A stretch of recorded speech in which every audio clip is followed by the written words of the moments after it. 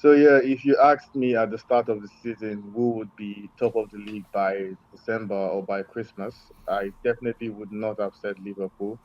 And even more surprising, I definitely would not have told you Chelsea would be the team behind them.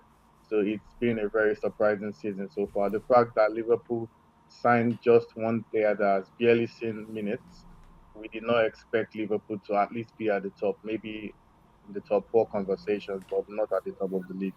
But anyways, people continue to doubt Liverpool's title pedigree, and they dropped points against Fulham last week, and now they take on the Tottenham side that they've blown out and cold, but they do know how to beat the fellow big boys in quotes. So for you as a Liverpool fan, Victor, how do you see this game going?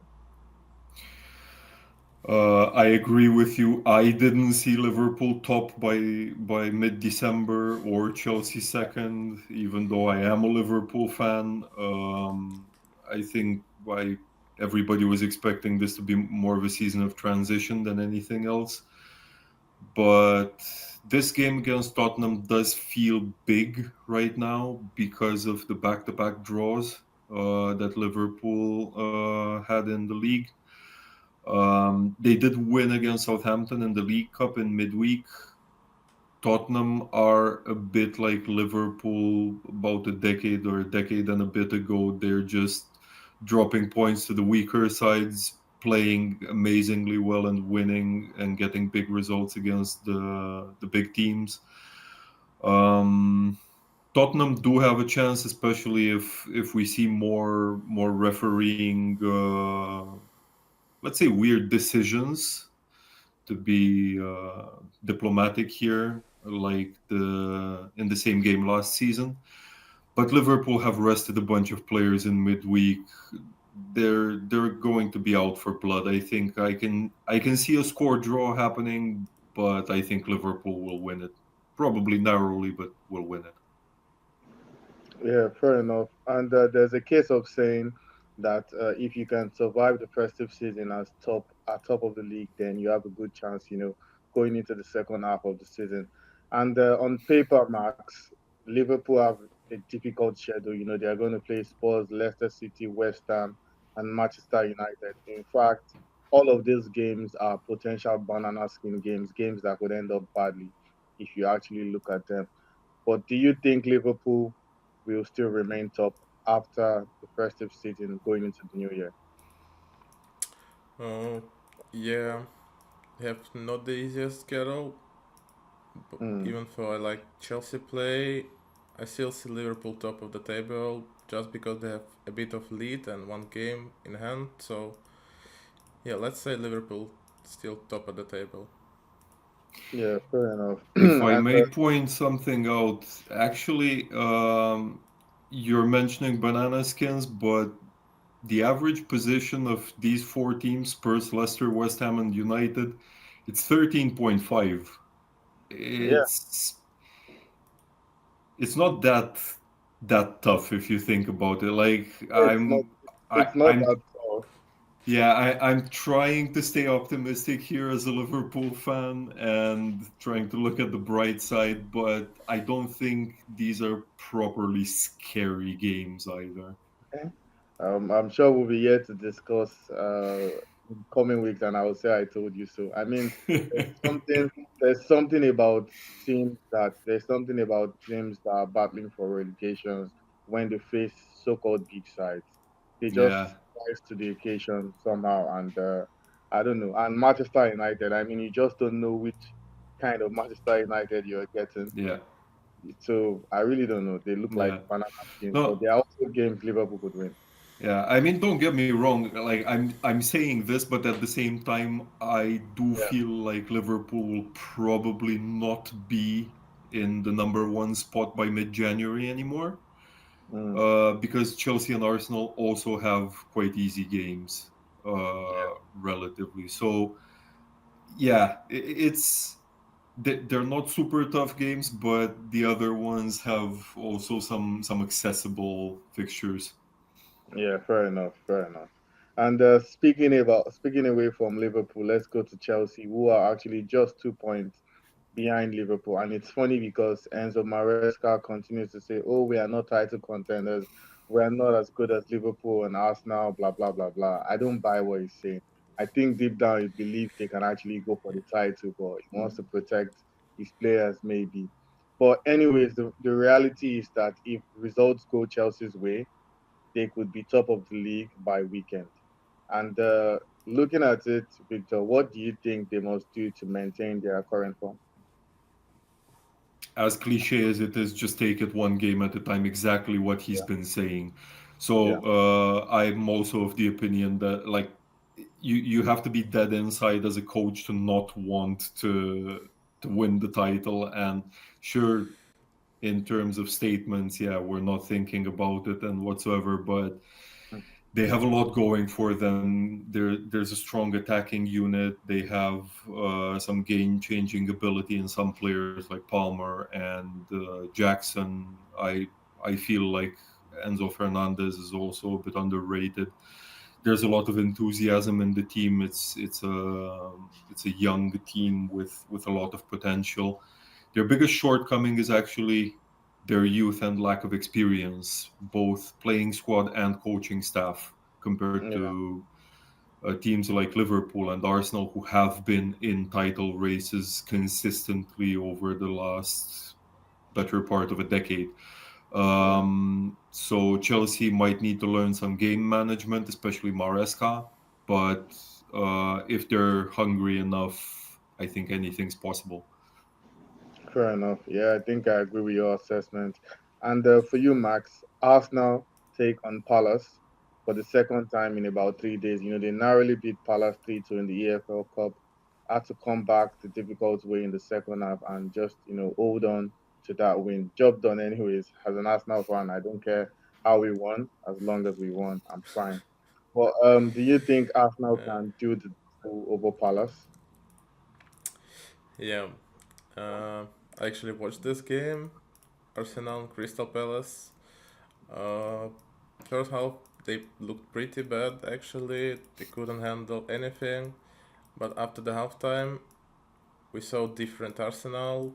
They scored 3 goals, then conceded one, but it wasn't actually meant something. So I think Arteta saw what he needs to handle Crystal Palace, and they can beat them again in EPL. Fair enough. So for you, Victor, about 3 weeks or maybe a month ago, everyone was saying, "Oh, Arsenal are the genuine title contenders. They are the ones that could go ahead to win it if Liverpool do not win it." Now the story is sort of changing, and everyone is looking towards Chelsea rather than Arsenal. It's looking like it's Chelsea and Liverpool. But for you, do you still think Arsenal are firmly in the title race? Yeah, absolutely. Sure, at the moment, both Arsenal and Liverpool are more in a title stagger than a title race. Yeah. Uh, but still, Arsenal at this time, not counting the game in hand for Liverpool, but they're only 6 points behind Liverpool, and there's still so much football left to be played. It would be just irresponsible to say no, they're out. This is a team used to title races. They have players that have gathered a lot of experience in a short amount of time. Beat like battling City for a title is always a steep learning curve, and they did rise to the occasion 2 seasons in a row. I think they are still well in the title race. Yes. Okay, those are some pretty strong words from you, and but I think I agree. Not because I'm an Arsenal fan, but because I think we still have over 19 games to be played, and basically anything can happen. That's well over 70 points thereabouts, so anything can actually happen. So yeah, still a lot of football to be played. The title can still go to anybody, and let's see how that will end up. All right, so there's still about 20 plus games to be played, so loads of points to be racked up, and the table can still change mathematically, so anything can still happen. But for now, let's move away from the top of the table, and when we're back, we'll discuss what is happening midway in the table and at the bottom of the log. Yeah, so away from the top of the table, there's still a lot of excitement at the bottom of the table. I mean, Victor is always an advocate for let's not talk about the big sides only, let's give everyone equal standing. Let's talk about everyone equally. And I do agree because every season, not just the title race makes it interesting, but also the relegation fight. It's always brilliant to see how these sides fight till the end of the season to stay up. And this season, it promises to be exciting once again. At the moment, I think I can only point at one team personally that I feel might go down, and that's Southampton. But then again, anything can still happen because, like I said, we still have loads of games to be played. But anyways, speaking about the relegation dogfight, Leicester welcome Wolves to the King Power Stadium. Leicester at 17th, Wolves at 19th, 5 points separating both sides. How big is 3 points for each of these sides, Victor? Yes, absolutely crucial. Wolves are in very uncertain territory right now. Probably Ipswich and Southampton will be cheering them on as well.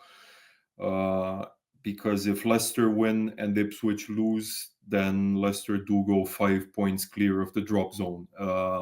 It's not exactly a huge number, especially with so much of the season still to go, but some of these relegation candidates have had real clangers all season long, so 5 points already might be significant. Um, Historically, so to speak, in recent meetings, all three times Leicester hosted Wolves, they've won.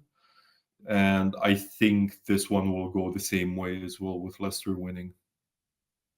Yeah, fair enough. And for you, Max, it doesn't really get any better for Ipswich. They've still not managed to win a game at home this season, and we are already approaching the midway mark. They actually have one of the worst home runs this season in the Premier League. And unfortunately, they welcome a Newcastle side that are starting to hit their stride. Do you think they can pick up their first win, or maybe Newcastle would blow them away once again? Yeah, I don't see Ipswich win this much, but they Mm, can try to handle at least 1 point. But looking at recent results for Newcastle and Ipswich, it doesn't seem good for them. So at best, 1 point, but I see Newcastle win. yeah, fair enough. So for you, Victor, let's move on to the midway, the mid of the table. And I remember during the Arsene Wenger days, in fact, the top four battle used to be almost more interesting than the title race itself. And this time around, it's very unique because only 5 points separate Forest in fourth place. That's also a shocker. Forest in fourth place and Brentford in 11th place.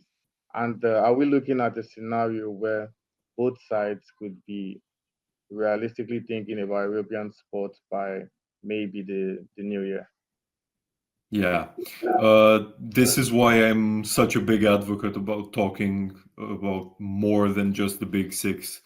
Yeah, Brentford are playing some really intriguing attacking football. The team is very well gelled together by now, as well as the coach. They all know their bits to play, and um, I think they could easily be part of the European sports conversation, even in February and March, if they can get over this recent slump. If you look at the schedule of Forest and Brentford, there's a very good chance of both of them being in the European places battle. So after this game between them, Forest are playing Spurs at home, Everton and Wolves away. They're definitely good enough to come away with 9 points from those games. Meanwhile, Brentford, after they play Forest, are playing away to Brighton, home against Arsenal, and then away again to Southampton. A little yeah, bit tougher, obviously, especially mm, due to the Arsenal fixture. But if they can find again those strong starts to games that they had maybe 2 months, 2.5 months ago, they should come closer to the European places. Yes. yeah, fair enough. And just on a final note, the Golden Boot race is also eating up as well. At the start of the season, when Erling Haaland scored back-to-back hat-tricks, it seemed done and dusted. Haaland is going to win it once again. No one can come close. But at the moment, Mohamed Salah is above, or they are just tied anyway, but it's above due to more assists. 13, 13 goals, both of them. Cole Palmer at 11 goals, and we've got Brandon Bermo and Chris Wood at 10 goals. Do you think Haaland will still win the Golden Boot, or maybe Salah would actually give him a run for his money? It's a very good question actually. Haaland is in a slump because City is in a slump, because Yeah, Haaland's in a slump because City is in a slump. yeah, Um, so at the moment it does look like Salah. However, as we all know, Haaland can do a bit of stats padding. Can catch Southampton and Ipswich and West Ham on terrible days, score 4 goals against each of them, and it's done.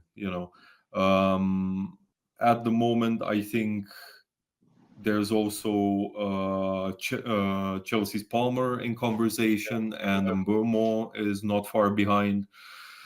Um, yeah, Palmer's Chelsea's penalty taker too, that plays a part. But I'm thinking Salah might get it again this year.